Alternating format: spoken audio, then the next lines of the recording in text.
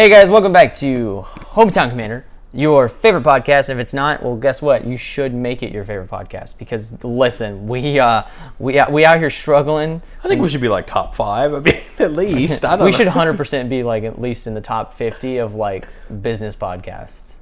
Because we keep just basically saying, Liquid Death, please sponsor us. But please sponsor us. 100%. We gotta have some net worth. It has to be non-zero at this point. Probably, like at least like 4 pennies. Guys, we got a good episode for you. We are going to bring another head-to-head to you. But before we do that, we got to give shameless plugs real quick. Purely shameless. What? Purely shameless. Oh, I didn't know what I heard there. All shameless all the time. All shameless all the time. No. Oh, yes, but guys, we are still pushing that rogue energy. Let me get some. Got to interject here. Got my tub of grape popsicle in. Yeah. Oh, it's a chef's What I love about the grape popsicle is the never gets flavor is like it's strong enough that I can use like half a actual scoop and it still tastes as potent as like a scoop of other stuff. Oh yeah. So I feel like I'm gonna get like a ton out of my tub. Now of course getting less caffeine than your normal scoop, but I feel like it's still good enough. The taste has been good. I mean, what you get one scoop is what is it 160 or no? Yeah, it's like 160. Because I think they come with 40 servings in the tub. Mm-hmm. So I mean, my hope is I can get at least 60 out of it. So, Rogue Energy. Go to rogueenergy.com. Get yourself some nice energy. If you want to try out some flavors, get some little packets. I love getting the packets just to try every little bitty thing and to switch it up. If you want a healthier version of a dessert, they have a couple of shake options. The cookies and cream one is one of our favorites. If you also want to grab a little bit of hydration, hey, you want a little flavor into your water? Hey, they got a cool, dragon fruit mango. It's a couple different cool flavors. It's pretty. That one's pretty sweet. I like that one. Not sweet as in it tastes sweet. Sweet as in I like it. But yeah, go over to rogueenergy.com. Enter the wonderful code that is all one word, all caps, hometown, all one word, all caps, hometown to get 10% off your entire order, and enjoy yourself some wonderful energy. We are on that Discord. We are. Tomorrow, at the time of this recording, Wizards of the Coast or Magic the Gathering, whoever does it, I don't remember who puts it on, but they'll be on Twitch doing a nice little thing for Baldur's Gate, new Commander Legends I will be set. dumping as many of those photos in the Discord before it kicks me out. And that is exactly what I was about to say. Millzy will be getting canceled real quick for trying to dump too many photos at one time. But we will be talking about that over on the Discord, and I know our play group, at the time of this recording, will be playing and whatnot here in a couple hours, and we'll probably be talking about it and oozing with excitement. There will be many episodes done on Commander Legends too. For sure. We are very excited about that. We're probably going to just say, you know what, the other sets we're not worried about. Just Commander Legends take the rest of the year off. Yeah. It's just Commander Legends 2. There it is. We are also on that YouTube. We're getting back onto the grind. Life has been hitting both. We got to fire our editor again. 100%. We got to go hire a new one. Listen, we need to stop using that temp agency. We're not getting very good. No, I'm just kidding. On Indeed. And by the temp agency, I mean us. We're the 100%. So yeah. If you are listening to this on YouTube, hey, thank you so much. Come over to the podcast on your favorite podcast platform, whether it be Spotify, Apple Music, wherever you use some random thing we never heard of. Hey, that's cool too. Google Podcasts, iHeartRadio. We're on so many of them. I lost count. Yes, thank you so much to Podbean that actually has the access to. I don't think we ever said that, but that's what we use. Shout out to Podbean. Shout out to Podbean, especially for them relentlessly telling us that we need to monetize our podcast. I appreciate that. For sure. And I'm like, I don't know if I really want to do that. Like, just we love our listeners, okay? How many of you that are out there? And I don't want to be slamming ads to you yet. Listen, I get it, This is why we give you the wonderful upfront. I hope that you feel the authenticity of our podcast in that we're not shilling everything except Rogue Energy, but that's not the point. The point is I will shill Rogue Energy until the day that I and to pull back the curtain, we don't make a ton of money from Rogue Energy. No. It's just a product that I use and that I've liked for a very long time, and so why not plug a product we actually use as opposed to Keeps or Manscaped or whatever else there is out there. Sponsors. But like, no, I'm just kidding. No, well, if Manscaped wanted to send me one of their lawnmowers, that'd be pretty I feel cool. like every single Magic content creator is apparently doing ads for Keeps now, so maybe we'll be next. I don't know. Are they all bald? Not all of them. Oh, okay, good. Nice. Look at that. Keep your hair. Even Professor ain't doing too bad. He's still right. He's got it. He's got a nice flow. All right, guys. So yeah, we got a cool one for you. We are gonna get right into this head-to-head episode. We really hope you enjoy it. Life, liberty, tokens. My friends, we're here today to talk about the single best commander from Streets of New Capenna. I am your humble harbinger, coming to spread you the news of the cat daddy himself, Capenna's Great Gatsby, Jetmir, Nexus of Rebels. Friends, come with me as we navigate down the time stream of Jetmir, Nexus of Rebels. We're going to make tokens. We're going to slam the tokens into our opponents. We're going to win games. But in all reality, we're going to kiss the face of God with how we do it. That went a little too far. I didn't mean that. Jeez. Yes, friends, we're talking about cancel, just pure cancel. Friends, we're talking about the Cabaretti today. Mikey, I think you remember the day where we saw the first spoilers for Capenna, and we saw the cat daddy himself, Jetmir. And I don't know what I texted you, but I'm pretty sure it was something along the lines of dibs. Yes, that's my commander. But I think, guys, in all seriousness, I'll play the pageantry as much as I can. I have not been more excited to build a commander in, I think, the last, 6 months as I have been to build Jetmir. I think we get access to a lot of commanders throughout the year, right? You think about just, Mikey, the last 5 months we've had a podcast. We've seen so many commanders. We've done so many cool head-to-head episodes. But I think, to me, we have gotten what I would argue is one of the most quintessential token commanders we've ever gotten. It's a payoff in the command zone to make tokens. It makes the combat step a ton of fun for both attackers and blockers. And I think Jetmir rewards everything that our token decks have been trying to do, but just better. So let's start by reading Jetmir, because you know what? We're not going to have any fun unless we read him. Right, Mikey? 100%. I was expecting you to say a little bit more, so I'm happy. Good job. All right. You know what? I'll leave the dissertation. My MLA formatted dissertation about why Jetmir is the best commander ever. No, I'm just kidding. Certainly why he's the best Naya commander ever. But again, we can save that conversation for another day. 1 red, green, white for a legendary creature, cat demon. Creatures you control get +1/+0 and have vigilance as long as you control 3 or more creatures. Note, Jetmir is included in one of those 3 creatures. He's a creature. Creatures you control get +1/+0 and have trample as long as you control 6 or more creatures. And creatures you control also get +1/+0 and have double strike as long as you control 9 or more creatures. Mikey, I had really lofty goals for Jetmir when I first saw him. I have done a lot of goldfishing this deck out. I have played this deck a couple times at our playgroup's table, as well. I've played a ton of Jetmir on Arena, and I'll tell you that this cat did not let me down and what this deck can do. My list, which will be posted down below for all the listeners in our Moxfield link. I need to put up a quick soapbox here, because there's a trend that I don't understand going on in the Commander community right now, which is why everyone has such a want to smash landfall into this deck.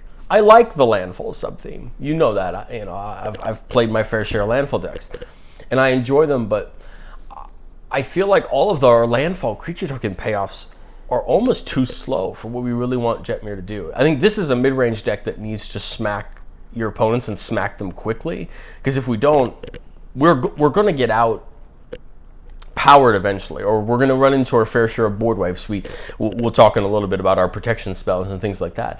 But I really see Jetmir as this mid-range deck that needs to get going quickly and kind of push our advantage. Once Jetmir comes down and we have 9 creatures, we're going to start making attacks that are going to be headaches to block for our opponents.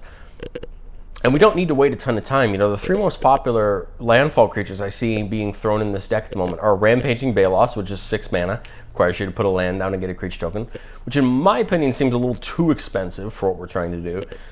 You have Omnath, Locus of Rage at 7 mana, same thing, land comes down, makes you a 5/5. And then you, of course, have Avenger of Zendikar at 7, who I would argue is probably the best of the 3 because it gives you X bodies, where X is the number of lands you control, which literally empowers our strategy immediately, right? We're trying to get to 9 as quickly as possible, right? And Avenger of Zendikar is the one of the 3 that's going to do it the quickest. You know, I think there are landfall cards like Feldar Retreat that are really good for this deck. That not only gives us a cat token when it comes in, or it gives us +1/+1 counters and everything, which is just good for our strategy to begin with. But I don't see the complete payoff of what I don't see the appeal to me personally. I get it. Everybody loves landfall, and we want to slam landfall in this. But to me, the thing that I first looked at when I looked at Jetmir was, we have so many spells that we have X to in Commander that create tokens.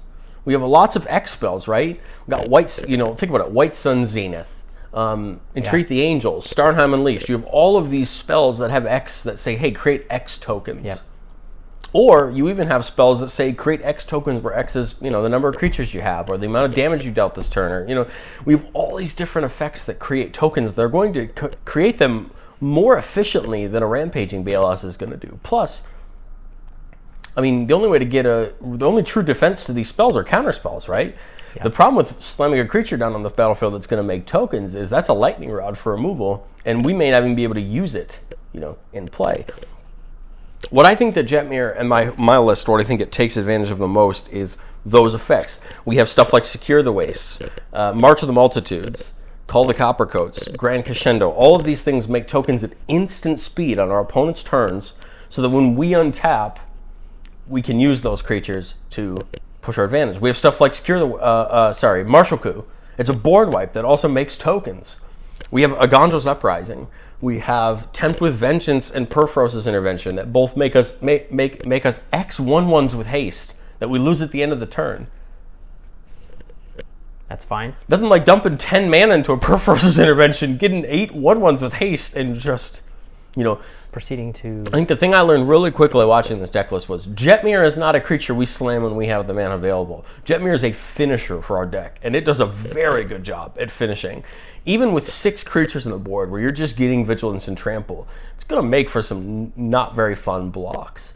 Okay. My list started off really, really soon. It started off with so much of that spell token production. And then I realized quickly that it's not that we need to write off creature token production. It's that we have to be smart with what we're choosing as our creature token production.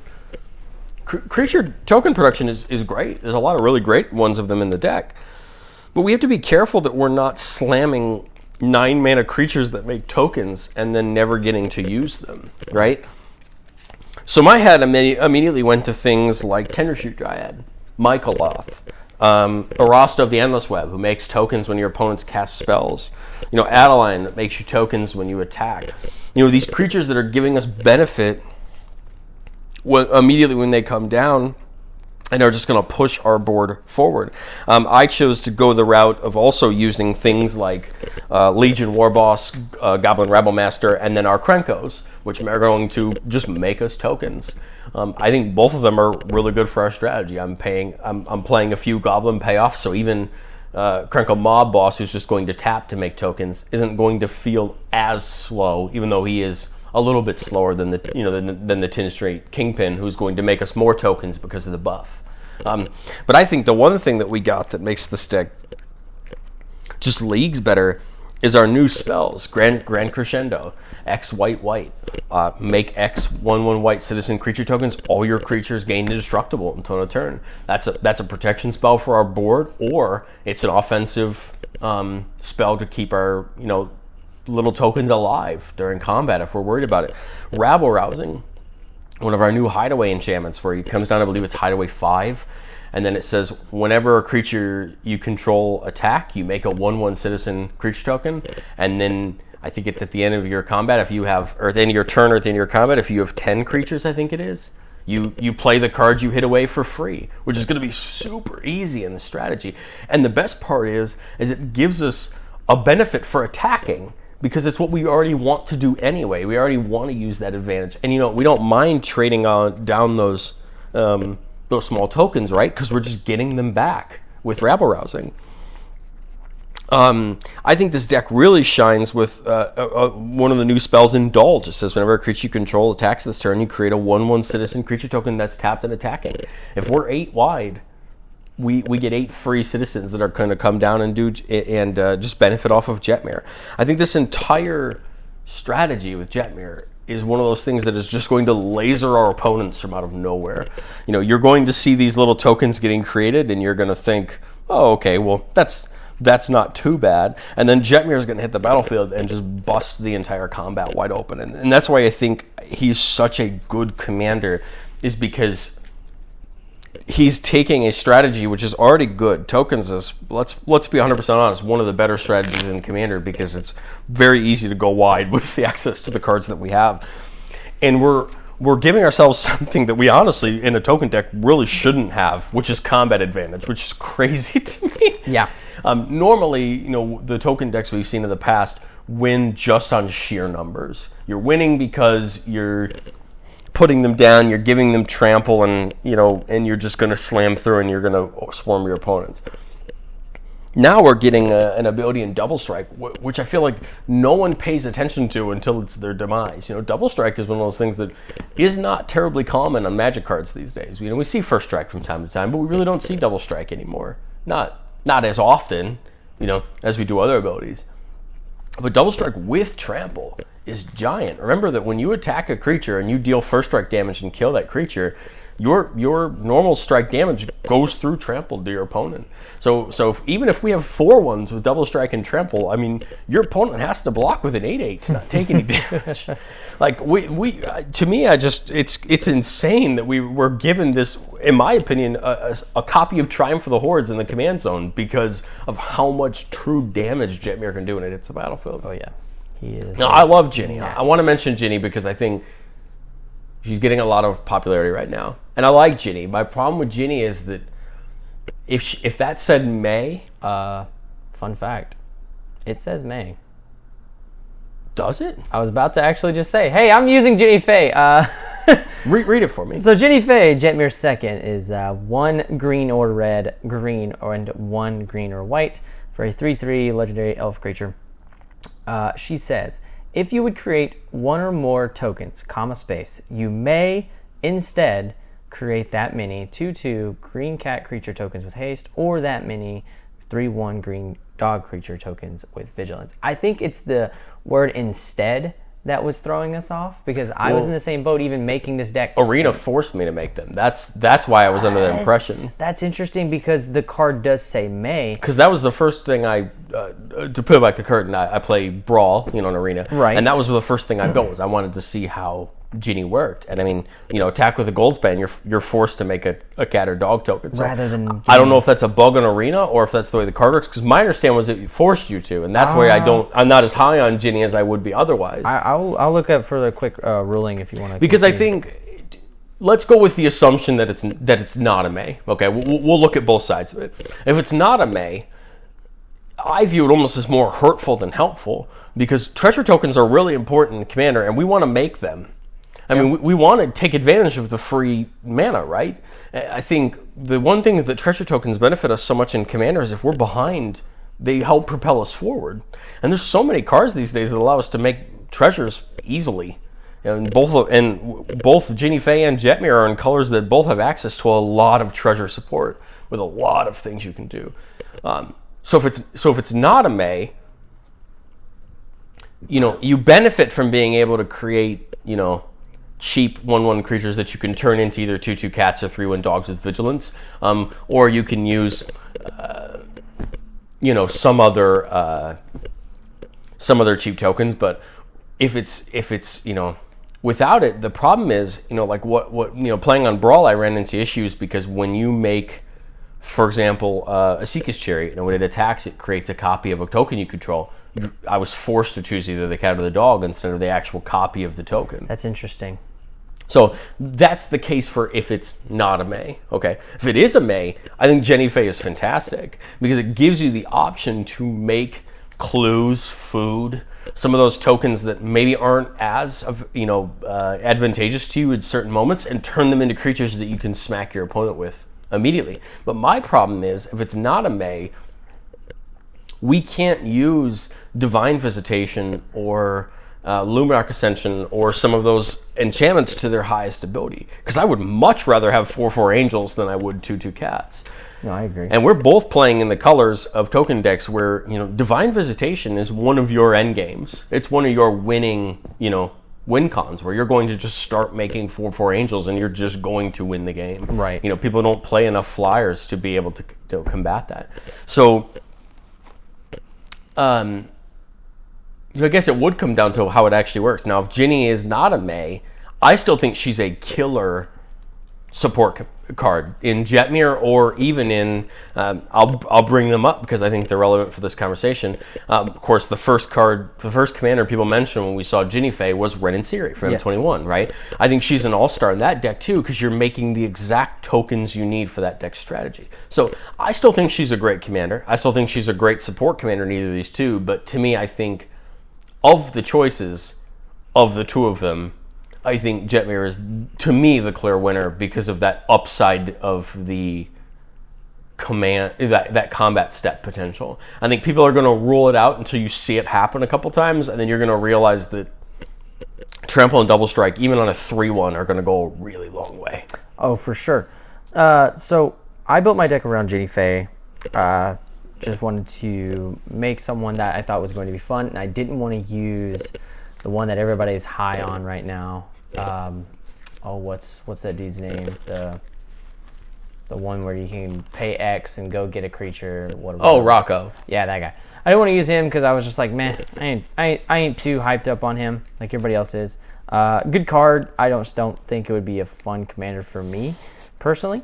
Now I'll preface this with I will be probably playing Ren and Siri before I play Ginny Fey. I'll be building Ren and Siri before I build Ginny Fey out and into actual card sleeves and whatnot and putting it on the table. Put a short interjection and say I love this resurgence of interest in the cat tribe. Like I love the cat tribe of Magic. Yeah. The Amon cats are some of my favorite creatures because that's when I started playing again. You know what I mean? And so I love like Regal Caracal and Pride Sovereign and all of those cool, cats that got released during that era. But I feel like, with that secret lair they did for the cats and all that, I just love seeing a tribe that's not top 10 get love. And now we have another great commander, for that strategy.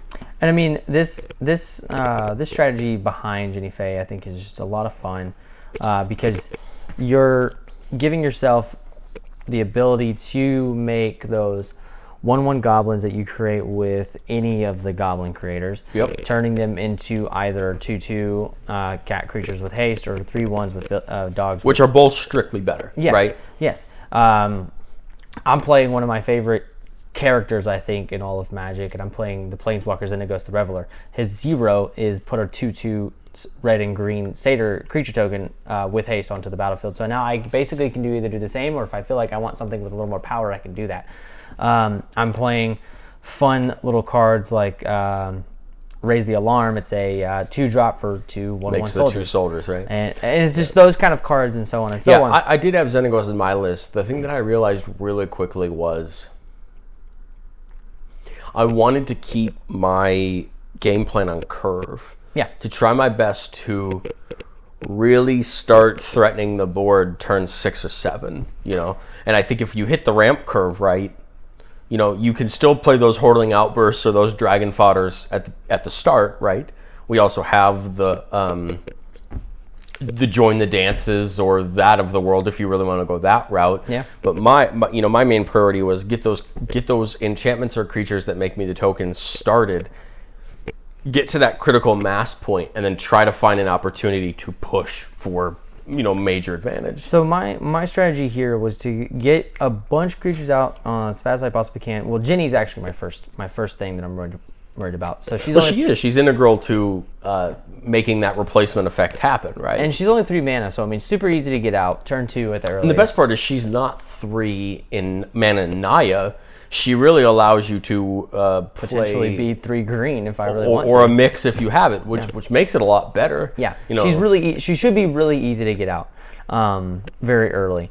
Now, basically, though, what I'm trying to do, though, I'm trying to get her out as quick as I can, and then just kind of pelt in these little bitty easy creatures to get a better benefit on top of it, and just kind of watch the chaos ensue. And I think it's a lot of fun. I think it's a lot of fun what you can do. Yes, I'm playing Jetmir in this deck as well. Yes, I'm playing like Kit Kanto, and I threw in a little bit of like Cat Tribal because I think it's cool as well. I think the Dog Tribal needs a little bit more support. I mean, I'm no dog lover over cat. They certainly helped in M21, but yes, that's why I've always kind of felt like the dogs need more love, and maybe, just maybe, we'll see some more soon. I think Ginny Faye's a good help, but maybe, just maybe, we'll see some more good. Now we're playing in the colors to have shared animosity, where you give all your creatures a buff for how many creatures you have of the same type that are attacking. We're playing in our Berserker's Onslaught, our Beastmaster Ascension colors, where we're going to just benefit from attacking. Yep. So even those 3/1s dogs with vigilance are could be potentially a lot bigger. Yes. Even or those 2/2 cats are going to continue to get bigger and bigger. So that's what I think I love about Naya the most for these two commanders is the enchantment combat support that we have. Yes. Now, if you want to go the degenerate route, we have the Bear Umbra aggravated assaults of the world. Yeah. We have the combat celebrants of the world. You have all of the access to the main extra combat spells in Magic in red. So we have access to all of that. We could be playing we could be playing the World at Wars. We can be playing those extra combat spells if we want to do that. Or in my opinion, I think these decks benefit the most from those enchantments that are just going to make it tougher. The intangible virtues of the world that give all of our tokens +1/+1 in vigilance. Yeah. The trample enablers that even if we don't have I know Jetmir gives trample, but Ginny Faye doesn't. But you have so many trample enablers in green and in its adjacent colors that you're going to make combat even worse, even if you're only a 4/4 or a 5/5. Not only that, but I mean, Jetmir isn't the only thing that you can use to give your creatures double strike. You have things like True Conviction. You have things like Berserker's Onslaught that I mentioned. You have all of these enchantments that are just going to make it better. We also have access to our colorless artifacts on the top end, like a Chroma's Monument or Memorial, or these huge big mana artifacts that are just going to do the same thing. So what I like about Ginny is you're probably going to beat Jetmir in getting consistent token production of the same thing. But I think I like the different playline of the mid-range all-out attack versus the kind of go the old school, build your board a little bit wider before you win the game, but it's still going to be tough to deal with. For sure. I mean, one of my favorite cards I think in the deck is a card that I actually don't like in general, but here I just think it's kind of fun. Smothering Tide. Yep. Now I have the ability to create the treasure if I want to, if that ruling is what we think it is. Or get the creatures. Yeah. Or I make the creatures if I want to. A card I wasn't considering because... Wizards, give me the explanation now. I wasn't considering, but I would probably put it in here anyway because we're playing in this dumb color, is Dockside Extortionist. I mean, if I can get 8 treasures out, or instead get 8 2/2s with haste, and now I'm swinging for 16 on turn whatever happened here, then that's great. I think the treasure strategy still is great really here. Good. If you want to just go that route, you can. I mean, you can throw in Old Gnawbone here and still have a lot of fun there. And now you're pushing even more pressure onto your opponents. When you get to play Professional Facebreaker, yes, that card seems really good for that strategy. Here you still get to play a couple of my favorite green red enchantments. You can still play something like Rhythm of the Wild. Yeah. You can still play something like Cathar's Crusade, which is going to get even better because all your tokens coming in count. My favorite tech in my deck that I had to put in because when I looked at it and I thought about it, it just felt too good, was Terror of the Peaks. Yeah. Terror of the Peaks just becomes a machine gun if you're creating tokens the right way. Now, Mikey, for the purpose of this episode... Darn. my experience on Arena has been that Ginny Fey has forced you to make the tokens. Yes. Now, that could have been a bug on Arena. It also could have been something where the errata was made too late, and maybe Arena reflected a certain thing and the card reflected otherwise. I'm not sure. I mean, we're not Wizards employees. We're not on the rules committee. We can't make those calls. But I, in my research, had to err on the side of you were forced to do it. Yeah. And so that's why I didn't rate Ginny as high, because I think there's a lot of scenarios where, with like Divine Visitation, how does that work? Yeah. Do I get to choose the order that they go off in? Because otherwise, that's a giant problem. Well, that's also kind of... And on the other sense, I kind of want the treasure tokens when I can get them, because that's a ton of extra mana I can dump into other things. Exactly. And so my big thing was, well, I'm not really sure. And everything that I've seen, like I said, pointed towards you being forced to do it. And to me, that's a major downside sometimes, and it's a huge upside other times. So I will say, I mean, the set's been out for, almost a month now? Yeah. I really wish that there would be an explanation for this, because now I'm looking at something like Second Harvest, and I'm like, okay, do all of those triggers go off at one time, or do I get to only make one set of it, or anything like that? I guess I only get to make one set, so I only either get to make the 2/2 or get to make the 3/1s. If the card says make X or make 10 tokens, whatever you'd have to choose one or the other. One or the other. But if it says, like, for each token you control populate, you would choose. Oh, okay. Because it would go individual. That's right. Yeah. Okay. But anyways, beside the point, I'm understanding that one. I mean, it's still really fun. let's say, though, it doesn't matter either way. Like, at the end of the day, Ginny Fey is still fantastic. Yeah. Whether you're forced to or not, if you're forced to, you can make the correct necessary changes to your deck to take advantage of it. Yep. And remember, Ginny's only 3 mana. Yeah. So... that's pretty great. You'll have access to her most of the time, and if you know you need to slam some of those cards down before she gets down to take advantage of other types of tokens, you can do that. But I think, I want to say on the back end that we're also not giving it enough credit, because a lot of the things that make tokens, yes, I cherry-picked the examples where we're making 4 Angel tokens, which we would all argue are some of the best creature tokens you can make. Yes. But for all of the 1/1 creature tokens you could make, I would rather have a 2/2 cat or a 3/1 dog. Yeah, so something with haste or something with vigilance. The keyword so is I nice. think it's easy to say, well, I lose out on X of these creature tokens. But the truth at the end of the day is, if that's the case, then you know what to play into. Exactly. And you have access to, March of the Multitudes. You have access to Secure the Waste, White Sun Zenith, Yes. all of these spells that are just going to make you 1/1s anyway. And or your, like you said, your Goblin ones that make you Whirling Outburst, Dragon Fodder, Krenko's Command, all these cheap spells that are just now going to get you 2 2/2s or 2 3/1s or 3 2/2s or 3 3/1s. So, I mean, I don't want to sit here and say, well, Ginny Fey is just bad. She's not.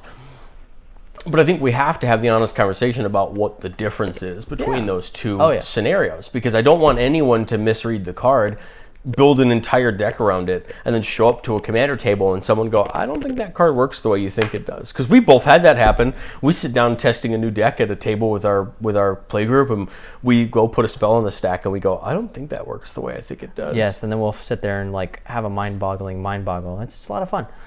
I mean, Ginny Fey, I think is just, if you play like your Purphoros, if you play your Impact Trimmers, Terror of the Peaks, which I'm mad at myself for not remembering. I think it's Terror of Peaks isn't as obvious, right? Because it's a dragon at the end of the day, and it is expensive. I would say if it was an enchantment, it would be more thought of first. It's not Impact Trimmers, which is 2 mana. No. But I think the thing I like about Terror of the Peaks is that it gives you a threat that's going to be hard to block. Yes. Because remember, Terror of the Peaks is a 5/4. It's a 5/5. I think it's a 5/4. So either way, with Jetmir's boost, you're looking at 6 or 7 in the air with double strike. It's going to be tough to deal with.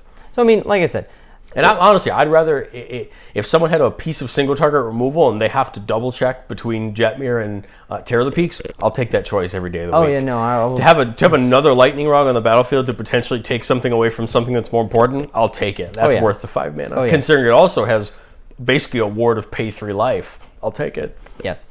No, I think you play into you're getting X value with Ginny. You're getting X value for having more creatures come onto the battlefield rather than just tokens in general. That's why I think it was funny. I was looking at the EDH. What am I starting to say? EDH rec page, And a lot of people were playing into the more of the token or the treasure token kind of thing. Like they didn't care. They were just like, I can play something that gives me treasure tokens, and it's like I'm gonna get creatures out of it and then get value off of it. Kind of similar to how you were like confused of why everybody was playing landfall.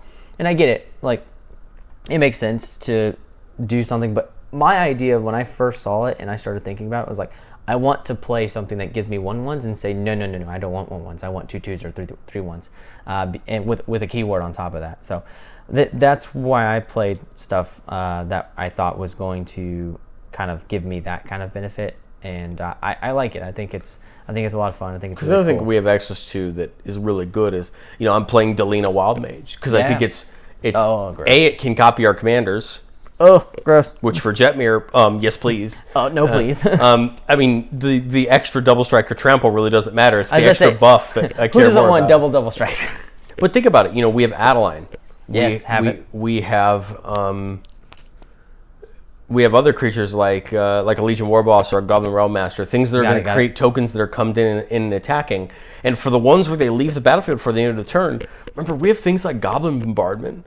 We have these enchantments where we can sacrifice creatures to ping for damage if we're going to lose them anyway. Yep. Let's say we make our attack and the opponent blocks a bunch of our tokens, then we're not going to get damage through.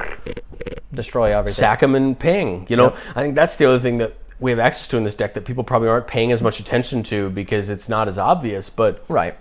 I thought about it for a second, but my problem with it is my problem with a lot of those kind of cards.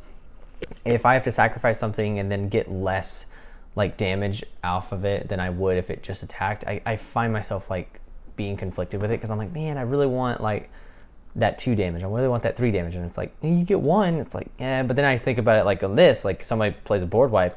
Now, if you want to go the more degenerate route, you have Altar of Dementia. This is true. Where you could literally take all those tokens and mill an opponent out if you want to. I mean, because there's other payoffs for this. My thing is like when I first saw Jetmir or Ginny Fey or these token commanders, I thought Perforce's Intervention, Tempt with Vengeance, even our 3-mana Chandra who makes the 2 1/1s elementals every turn. Like you have these spells that are going to just ramp the amount of creatures you have for 1 turn, and that's worth the 5 or 6 mana. Now, I want to talk about one card because it's probably one of your favorite cards next to Jetmir that came out of the set. You already know what I'm talking about. If you don't, I'm very sad. So it's a white artifact from Capenna. Go on. There you go. Okay, let's talk about it. So Halo Fountain is a 2 colorless, 1 white artifact that says a lot of things. The first thing, it's basically 3 different things. The first thing is 1 white mana. You can tap it. You untap a tapped creature. There's a lot of the words tapped here. So hang on, just follow with me. So one white mana. You tap it. Untap a tapped creature you control. Create a 1/1 green and white citizen creature token. With Ginny Fey, that's awesome. With Jetmir, gross. So for 3... for 2 white mana. That's right. You tap it, untap 3, right? 2, and you draw a card. And you draw a card, yep. And then for 5 white mana, you can tap it, untap 15 tapped creatures you control, and you win the game. Instant speed. At instant speed, yes. This is dumb. And the reason why I say it's dumb is because there are way too many ways, even I think in the standard format that we see, because it says creatures, so it's great that it doesn't just say tokens, because even worse. But I think there's just... It'd be fair if it said tokens. It would be fair in standard, but in Commander it still would be that same level. There's no difference in Commander. Yeah. So, but anyways, I just see this card being way too easily manipulated. Even in mono white, you play it in an Adeline deck, and you just proceed to... Do you want to make the fun face. concession of the only way that this is fair? You have a 99 card deck, you have to get it, then you have to set it up. And you have to protect the artifact. Remember, there's plenty of colors in Magic that can take out artifacts very quickly. There are, yes, and I agree. And remember, we have a lot of it's monocolored. Yes. So there's a lot of removal that cares about things being monocolored. Yes. So I'm not going to go ahead and say that it's not one of the best cards we got out of this set, because I think the card's bonkers good. Exactly. The only downside is you have to find it. Yeah, for sure. And we gotta remember, especially in mono white, you don't have that many tutors to go find it. Well, you got two of the best ones, I think. Idyllic Tutor and Enlightened Tutor. Idyllic's only enchantments. Oh. Enlightened Tutor does. Steel Shaper Gift, I think, only goes and gets equipment. Equipment, And same thing with Open the Armor. I think it only gets equipment or I feel like auras. there's something else that goes and gets artifacts. Beside the point. Now, I'm not saying that there isn't other things you can go take to go get it. This card is just dumb, though. But what I'm saying is, if you get it and you can get it out, it's great. Yes. It's definitely in the list. It's worth its spot in the list. But my thing is, I don't want to, like, bet on being able to have it. You know what I mean? Like, well, no. It's great when you have it. Yes. You know, I think it's an all-star when you have it. Yes. Now, Mike, I'm really intrigued to get your opinion on this card because I love the card, but it actually isn't in my list. What's that? Halo Fountain? No. Bootlegger Stash. Oh, okay, cool. It's not in my list either. The reason why I didn't put it in my list was because I was on the cusp of thinking of like, hey, I have to make a creature token, so what's the point of having a 5 mana? To me, it seems too expensive. I agree. In all reality, I think there's a lot cheaper things you can play that are going to do better. Like, if the question is, do I play Bootlegger Stash or a Tendershoot Dryad? Or an Avenger of Zendikar? I'm going to play the creatures over the Bootlegger Stash. Yeah, you're going to play an old Gnawbone over Bootlegger Stash every single day. Because I think Bootlegger Stash is a great card in certain decks that can take way too much advantage of it. I just don't think these Nihilists are those decks. Bootlegger Stash is in those decks that are playing like the... We all know which commander loves Bootlegger Stash, but that's not the, we don't need to mention him here. But I think I see a lot of people putting Bootlegger Stash into these lists, and I don't know that I agree. No, I think you're right. You're going to play Bootlegger Stash in He Who Should Not Be Named right now. And you're probably going to play it in your decks that are playing the... I can't remember the exact name of the card. I see the artwork in my head. Seaborn Muse, where you're untapping everything like at the end of everybody's Sunstep or at the beginning. In like your Shadowfang or your Belladros or your... Okay, well, you said it. You're terrible. Oh, that's not what I was talking about. Oh, what were you talking about? Corvold? Oh, yeah. Okay. The deck that can literally break that card wide open. Okay, we're enough time. We can go. Bye, guys. Yeah, no. No, I like Bootlegger Stash, and I'm not trying to say that if you put Bootlegger Stash in this deck, you're dumb. I mean, it's your deck at the end of the day, and you should play with the flavor you want. I just think you miss out on a spot that could... I'd much rather play a Cathar's Crusade or a Goblin Bombardment or something like that, which can give you a little bit more small case help. Yep. Because I don't know about you, Mikey, but I'm not playing enough ramp to make a Bootlegger Stash worth it. I'm playing ramp, but I'm not actively trying to ramp as hard as I would. I see a lot of people with Jetmir lists who are playing a lot of Mana Dorks, and I understand why they're playing them, but I don't see the benefit as much. I'm not saying I'm not playing any, I just don't see the benefit into playing too many. I feel like Jetmir's not really worried about mana. He's just worried about getting, the right amount of creatures out at the right time, slamming him down, and just wrecking face. Because I think we both have access to this awesome enchantment, which I know doesn't get enough love, and I'm being facetious when I say that, called Mirari's Wake, which allows you, or Mana Reflection. We have these enchantments that let us tap our lands for double or even triple what they could otherwise. We won't hurt for mana. We're in green. Yeah. We have access to every piece of ramp you could ever want. Yep. I think that I would rather play the spell ramp and keep the lands on the battlefield or even the enchantment ramp that are just a little tougher to take care of than the creatures are. And I think Bootlegger Stash being at, I believe, 6 mana isn't a finisher that I'm looking for. Something like, the Halo... Do you know what 2 cards I think are infinitely more worth it than Bootlegger Stash in this deck? No. Cryptolith Rite and Song of Freyalise. Both of these are enchantments that allow your creatures to tap for mana. Yeah. We're both playing decks that are going to make a lot of creature tokens. Really? Now, mind you, the tokens that came in this turn can't tap for mana. Unless they have haste. Yes, but the next turn they can. Hello, Geneva. And you're not telling me you can't take advantage of an extra 6 or 8 mana every turn? Right. No, I think it's really funny. With Jetmir, my thought is all my creatures have vigilance. It means they don't tap when they attack. Which means on my opponent's turn, I can use them to play protection spells, play instant speed token creation. In my opinion, those 2 are literal all-stars in the deck. Now, the difference, of course, is Cryptolith Rite stays on the battlefield and does the same thing. Fraley's, you get 2 turns of that, and on the 3rd turn, you basically give all your creatures a +1/+1 counter, and so it runs out eventually. Yes. But hey, having a 2-turn window to use it. Yeah, you're playing it. Pretty good. You're playing it at the right time. You're looking for the window of opportunity. Because the 1 and 2 on Song of Fraley's say until your next turn, your upkeep, creatures next upkeep. Creatures you control can tap for mana. Yep. So you can do it on your opponent's turn too. But so for me, I would much rather play into that than I would slamming 9 different elves that tap for green mana into my deck, because I think in most cases those Cryptolithrites of the world are way better in most of your random token strategies. Especially if you're using a token. I would rather have a token tap for mana than something I already paid more mana to put into. Yeah. Because like if I'm playing if I'm playing like any of the Krinkos, like I'm paying for the Krinko, not the tokens they're making. The tokens are just an additional benefit. That's great. So that's where I'm like, yes, the tokens will be better. The other keyword that I tried to make work, and there was only one spell I could fit in the deck to use it that I really liked, was Convoke. Convoke's a really interesting mechanic. Convoke is a fun mechanic. The only spell that I really found that was worth its muster was March of the Multitudes. One of those spells that, if your creatures are attacking with Vigilance, you don't have that payoff in your commander, but there are plenty of 2-drop white enchantments that give your creatures Vigilance. I could probably name 6 of them off the top of my head.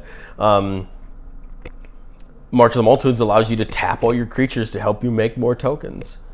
So, I mean, I've seen March of the Multitudes go off for 12 or 15 tokens if you can tap all your creatures to do it. And remember, Convoke gets around haste because you're tapping it for the Convoke ability and not for the creature. Yes. I just realized that March of the Multitudes actually kind of like fades out in Jenny Faye deck because you don't get that lifelink. But that's all good. Yes, but I still think the lifelinks...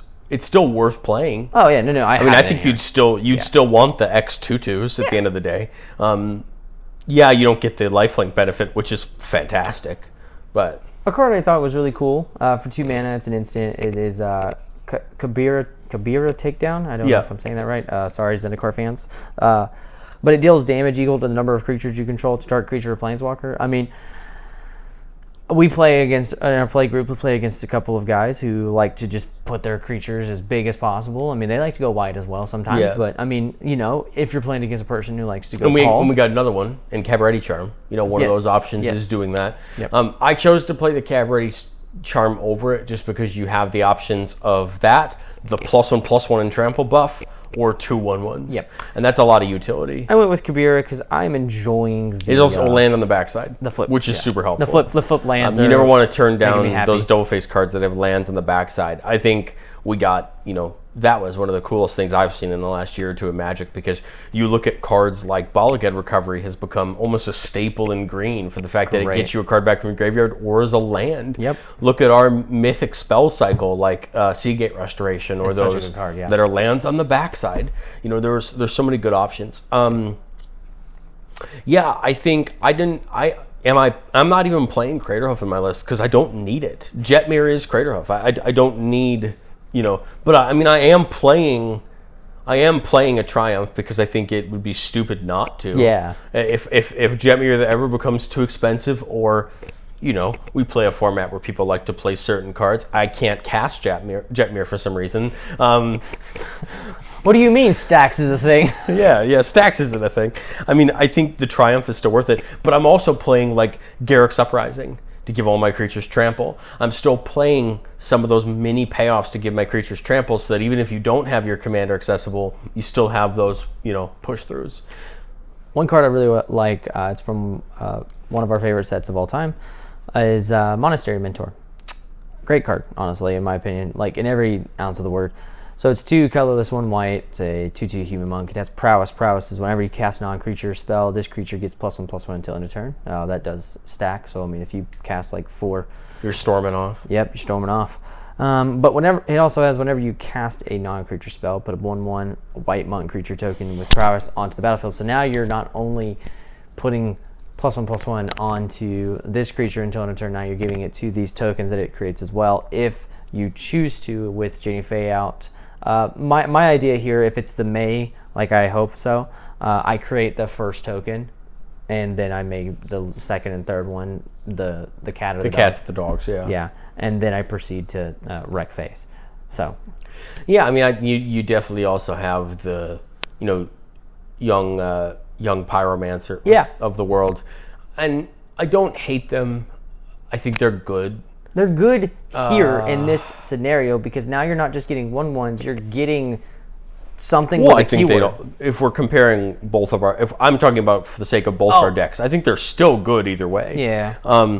I think I chose to go the spell production token route, and that's what I found the most fun, was being able to play those wild X spells that you're just not going to see. Well, this is what I thought about too, is like, I took that from you because I do that to what you said you were going to do, and I was like, I want to try that. I think that would be a lot of fun. So I went with a less number of creatures, but something that could give me benefit off of it. And that was my first thing that I went to, was the Monastery Mentor, because I was like, ooh, if I am casting non-creature spells, I get him, or I get more tokens out of it, I get more buffs out of it, and I think it is actually a lot of fun. But not on top of that, I'm also playing non-creature spells that get me more tokens too. Yeah. So now here I'm going crazy. One of my favorite new cards, and this is from the, I still love Grand Crescendo and Indulge Excess more than this card from the Cabaretti deck.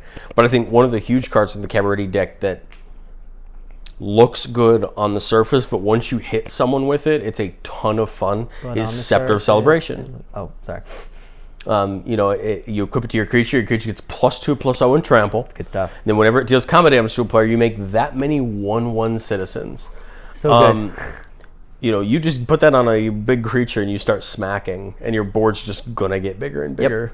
Yep. I went with Marisi? Breaker of the Coil. Mauricio. Yeah. Shout out Mauricio. Yeah. There's so many great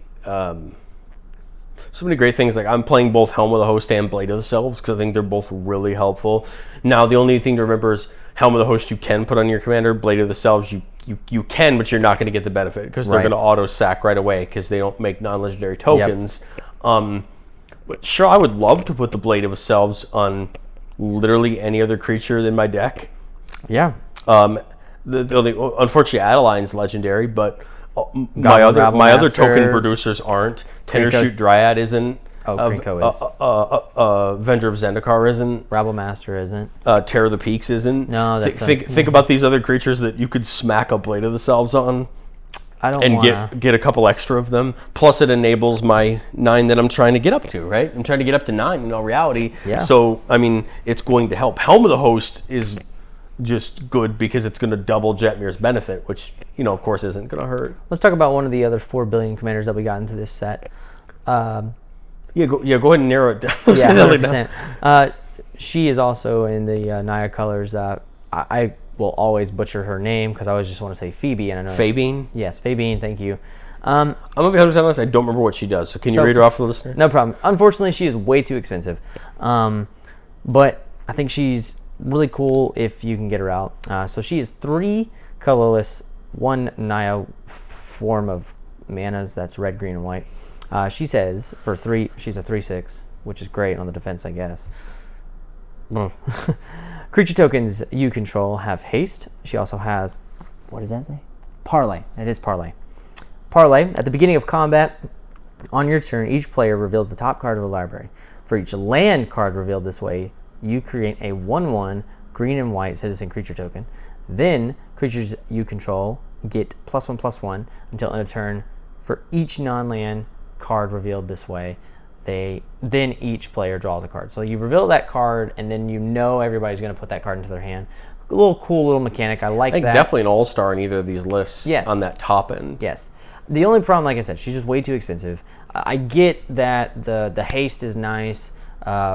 If she was a little bit lower on her power toughness, maybe the cost of her goes down. I think her ability is great, though. I think she's only expensive.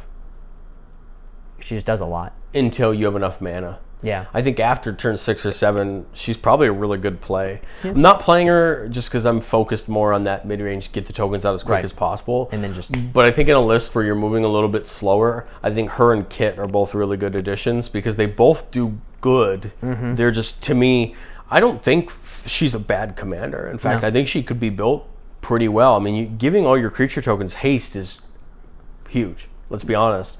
But if you're looking to give your creature tokens haste, there's cheaper ways to do it. Sure. If that was your main goal, I think Parlay's interesting. Of course, the first time we saw Parlay was on the old Selvala card, our elephant wrangling friend, and Parlay's an interesting mechanic. I just don't know that I love it at 6 mana. I think it's really cool. If I'm going to play a 6-drop, I don't know that it's right. Fabian in this deck. Yeah. I still think I'd rather drop down to 5 and play a Tendershoot Dryad or play a Arasta or play any of these creatures that's going to start making me tokens. Yep.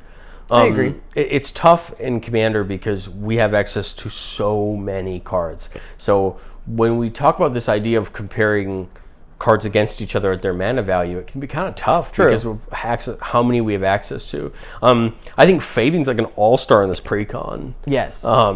Probably for sure. I mean, she's probably not even a bad switch out commander. No. For that pre-con. I think she'd be pretty strong there as well. I'm not saying I'd never try her in the Jetmir list. It just wasn't on my first radar. Now let's talk about the face commander of that pre-con. Kikanto, Mayhem, Diva. She is a 1 colorless, 1 Naya formation that is 1 red, 1 green, 1 white. For our 3/3 Cat Bard Druid, because those are the 2 best classes in D&D. At me, I dare you. Anyway, Please add us. 100%. Bards are amazing. I have to show you a funny video after this. When Kit Kanto, fun name, enters the battlefield, create a 1/1 green and white citizen creature token at the beginning of combat on each player's turn. You may tap up to, or excuse me. You can tap 2, right? Tap 2 untapped creatures you control. When you do, target creature that player controls gets +2/+2 and gains trample until the end of turn, and you goad that creature. So here on every opponent's at the beginning of every opponent's combat, you're trying to every turn you can do it. So you can do it in your own turn yes. to buff your own creatures. But yes, you really want to do it in your opponent's turn, right? Yes. You really want to do it on your opponent's turn, unless you already know that you're going to attack and you're just like, ew. Well, I think it's one of those things where like your opponent has a giant, whatever. Not picking on anyone or a player specifically, but let's say they have a giant 18/18 Multani with trample. You say, hey, I want that not to come at me. You know what I mean? Yes. This is where I think we've talked about this before. The goad mechanic is really cool, really interesting. I wish they would do a lot more with it. Of course, we have one of my favorite new red spells that I love. You can leave. Disrupt Go outside with the yellow jacket. one of my favorite new red sorceries, because goading every creature your opponent all your opponents control is just really good. Yes. So here you're putting your opponent in a tough situation, because now you're saying, hey, you're gonna have to attack with that lovely creature you were holding back with. Have fun, because it's probably a bad attack. So have fun. I think the other thing is they probably have a good attack, which could ruin some relationships at the table. Yes. There could be players who have, maybe they have agreements set up, or they've been purposely not attacking each other, right. And you're going to say, hey, you can't hit me, actually, you have to hit him. Right. And it could become one of those things where it could change a lot. I like Kit, I think, more as a commander than I do as in the 99 of my list. I think she's an interesting commander. I like her more than the Beantown Bullies as a goad commander. Yeah. But I think you have to build into it. It isn't as much a splashable thing like Ginny Fey or Jetmir or Fabian, which I think you could splash into just about any Naya tokens list and they'll do their job. I think Kit's got to really be, I don't know. I think it's got a little bit less versatility, but it's still good. I don't remember if I touched on this or not. I probably did, now that I say it. I guess she can tap herself, can't she? Yes.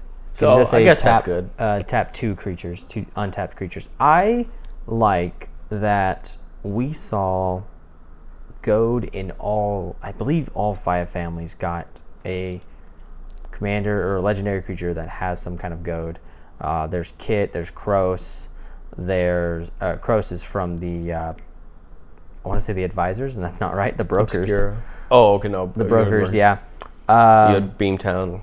Yeah, Beamtown Bullies. Maestro's Confluence, actually, you can goad with, which is quite funny. And there is, I don't remember if Obscura got. It just doesn't seem like a blue-black thing to me. But I bet you there's something in there. It is not, actually. Now, we did get the one of the Stranger Things cards that was actually in Magic Art, Bjorna. Nightfall Alchemist, you can go to target creature by doing 1 damage to it, by sacrificing an artifact first as well. But anyways, okay, so you don't get it in every single family, but you do get it in a lot of the families. I like that they gave us that option, something different for each of them. Not like I'm playing Kroos in my Falco Spyro deck because it just seems like fun. It's really fun. I think the Goad's a good sub-theme.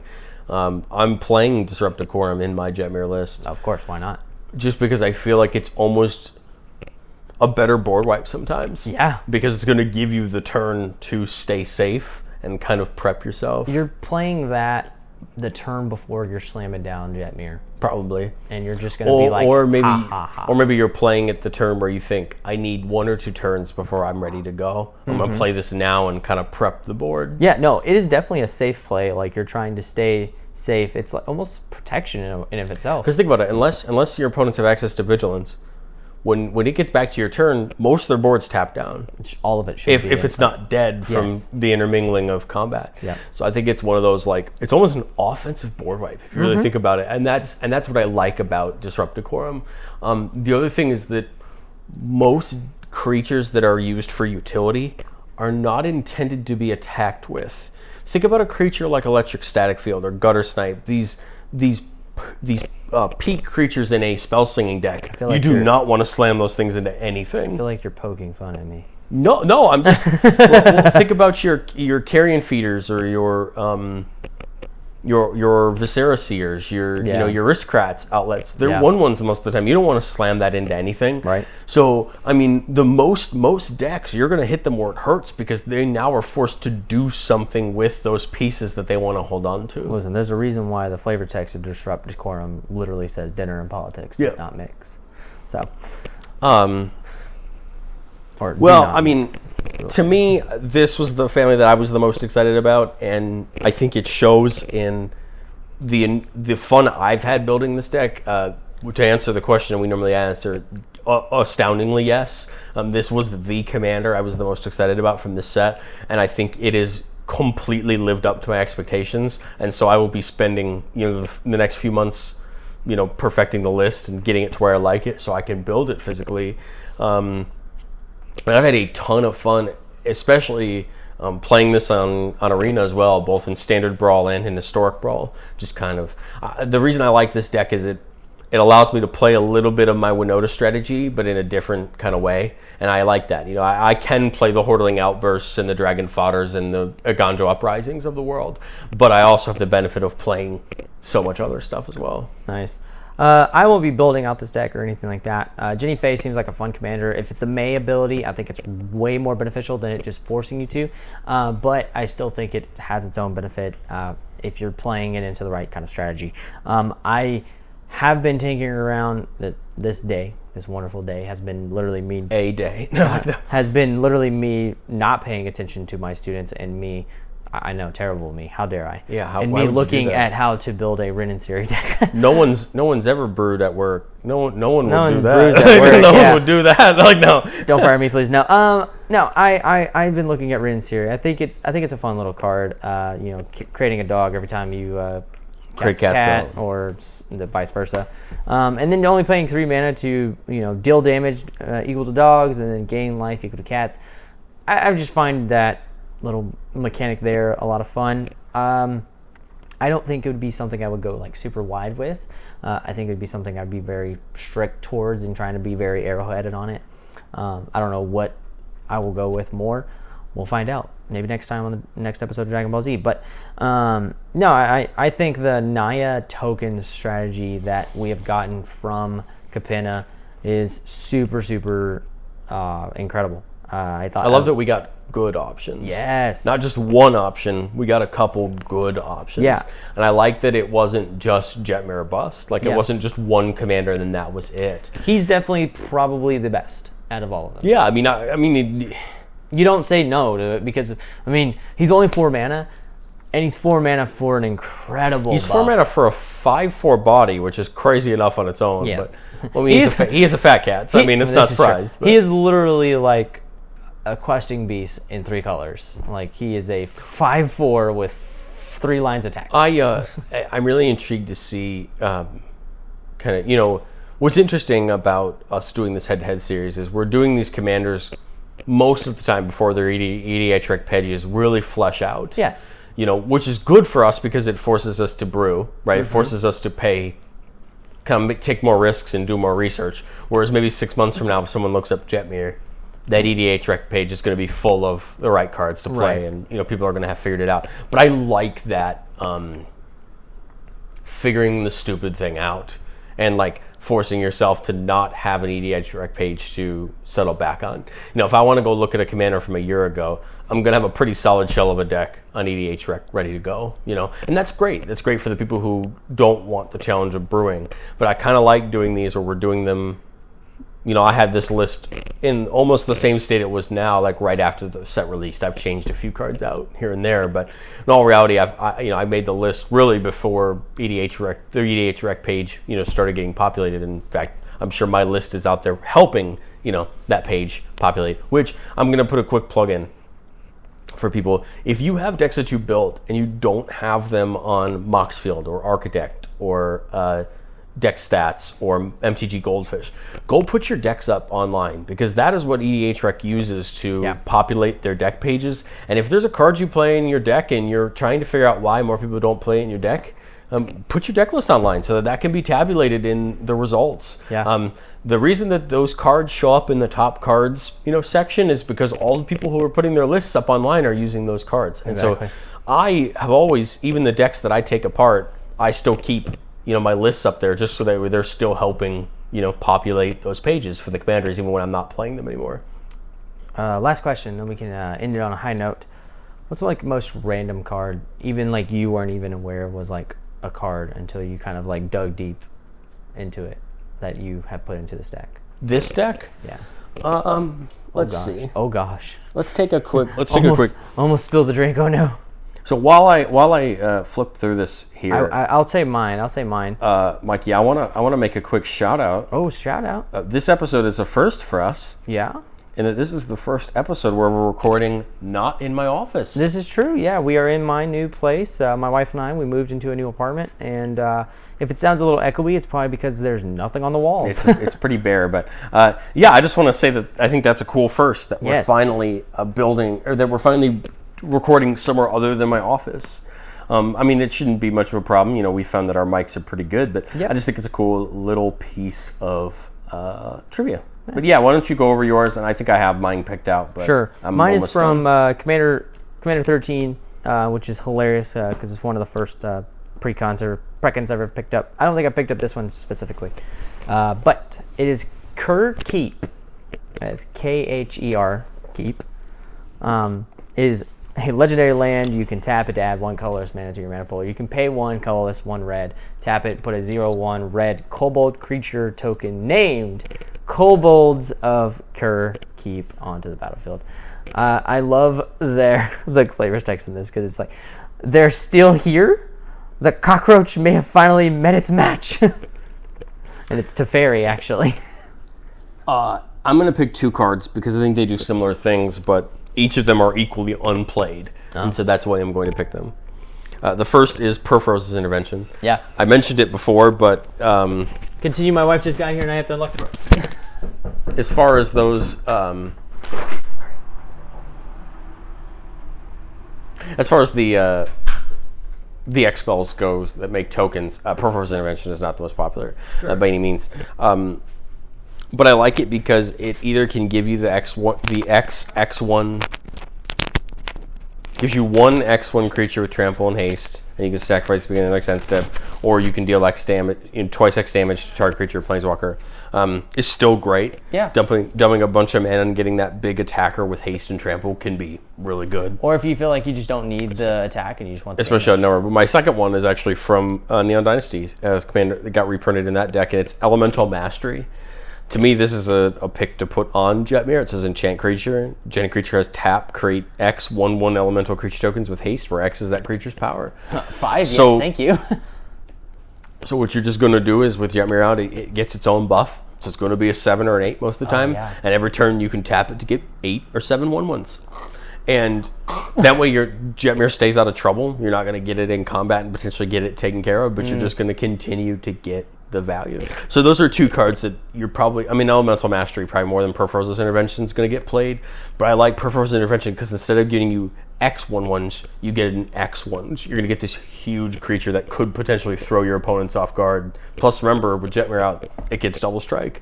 So if you put 12 mana into a Perforce's Intervention, you're getting 11 plus 3 with Jetmir, would be a 14 with double strike and trample. That's going to catch someone off guard. Whereas with the Mastery, you're getting all this 1/1. So that's what I mean by using those spells that are going to give you some of that versatility to kind of not be a one-trick pony when it comes to token production, and you're going to kind of be able to switch up. In short, what we've learned today is Jetmir is gross. Tokens be good. Tokens do be good. Naya tokens be very good. But y'all, that is all we have for this time. Are you sure? Are you good? No, I'm not. Do you not want to go on for another 20 more minutes? I mean, I'll let you if you need to. You know what? Why don't we save this for a future side episode? I'm just kidding. We're gonna come back to Jetmir and another head-to-head. No, I love Jetmir, and in all reality, I am excited to test this deck and hopefully win with it. But in all reality, test with it. Win with it? You've won 3 times with it. Now, granted, I haven't been in the game, but that's beside the point. Listen, we don't jinx the hot streaks. Guys, we hope you had a lot of fun listening to this episode. Sorry for the weird interruption. That was my fault for locking the wrong lock on the door. Go me. So, go out there, populate the world. Win some with, games. Naya tokens. Don't populate the world, actually. We're a little overpopulated, I think. But that's beside the point. No more talk about that. Later, guys. See you.